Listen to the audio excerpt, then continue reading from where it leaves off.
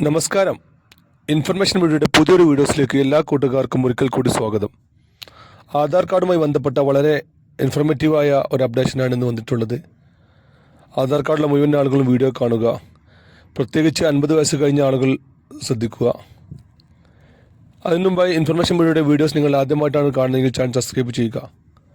ഒരു തരത്തിലുള്ള മത രാഷ്ട്രീയക്കാരൻ നമ്മുടെ ചാനൽ വരുന്നതില്ല. ഗവൺമെൻറ്റിന് ലഭിക്കേണ്ട സേവനങ്ങൾ, ആനുകൂല്യങ്ങൾ, അറിയിപ്പുകൾ എന്നിവയെക്കുറിച്ച് മാത്രമായിരിക്കും വീഡിയോസ് വരുന്നത്.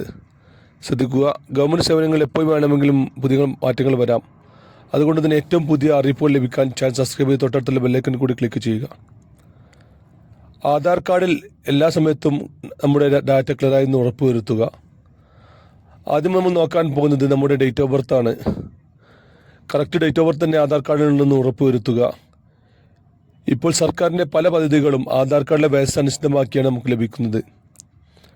70 വയസ്സ് കഴിഞ്ഞ ആളുകൾക്ക് ആരോഗ്യ ഇൻഷുറൻസ് കാർഡ്, 60 വയസ്സ് കഴിഞ്ഞ ആളുകൾക്ക് പെൻഷൻ, അങ്ങനെ എല്ലാ കാര്യങ്ങൾക്കും ആധാർ കാർഡിലെ വയസ്സ് വളരെ ഇമ്പോർട്ടൻ്റ് ആണ്. അതുകൊണ്ട് തന്നെ നമ്മുടെ രേഖയിലുള്ള വയസ്സ്, ആധാർ കാർഡിലെ വയസ്സ് വളരെ ഇമ്പോർട്ടൻ്റ് ആണ്. അത് കറക്റ്റായിട്ട് അപ്ഡേറ്റ് ചെയ്യുക.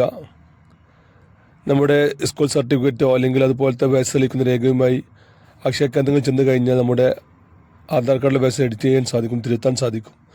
അത് കറക്റ്റാണെന്ന് ഉറപ്പുവരുത്തുക. അതുപോലെ തന്നെ മറ്റൊരു കാര്യമാണ് നമ്മുടെ ആധാർ കാർഡിലെ മൊബൈൽ നമ്പർ.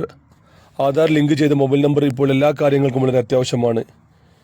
ഇപ്പോൾ തന്നെ 70 വയസ്സ് കഴിഞ്ഞ ആളുകൾക്ക് സർക്കാരിൽ ലഭിക്കുന്ന ആരോഗ്യ ഇൻഷുറൻസ് കാർഡിനും അതുപോലെ തന്നെ പെൻഷൻ, ബാങ്ക് സേവനങ്ങൾ, PN കിസാൻ സേവനങ്ങൾ, അതുപോലത്തെ ഒട്ടനവധി കാര്യങ്ങൾക്കും ആധാറിൽ ലിങ്ക് ചെയ്ത മൊബൈൽ നമ്പർ അത്യാവശ്യമാണ്. അതിലേക്കാണ് OTP വരിക. അതുകൊണ്ട് തന്നെ നമ്മൾ ഇപ്പോൾ ഉപയോഗിക്കുന്ന നമ്പർ ആധാറുമായി ലിങ്ക് ചെയ്തെന്ന് ഉറപ്പുവരുത്തുക. നമ്മളിപ്പോൾ ഉപയോഗിക്കുന്ന നമ്പർ മാറിയിട്ടുണ്ടെങ്കിൽ വളരെ കുറഞ്ഞ സമയത്ത് തന്നെ നമുക്ക് അക്ഷയിൽ നിന്ന് മാറാൻ സാധിക്കും. 50 രൂപ മാത്രമാണ് അതിന് ഫീസ് വരുന്നത്. നമ്മളത് കറക്റ്റായി അപ്ഡേറ്റ് ചെയ്യുക. എങ്കിൽ മാത്രമായിരിക്കും തുടർന്നും ആധാർ അനുസൃതമായ കാര്യങ്ങൾക്ക് അതിൻ്റെ അപ്ഡേഷൻ ലഭിക്കുകയുള്ളൂ.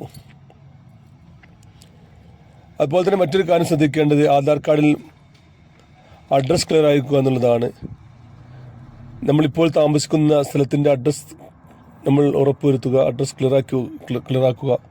പിൻകോഡ് അടക്കമുള്ള കാര്യങ്ങൾ ആധാറിൽ ഉണ്ടെന്ന് ഉറപ്പുവരുത്തുക.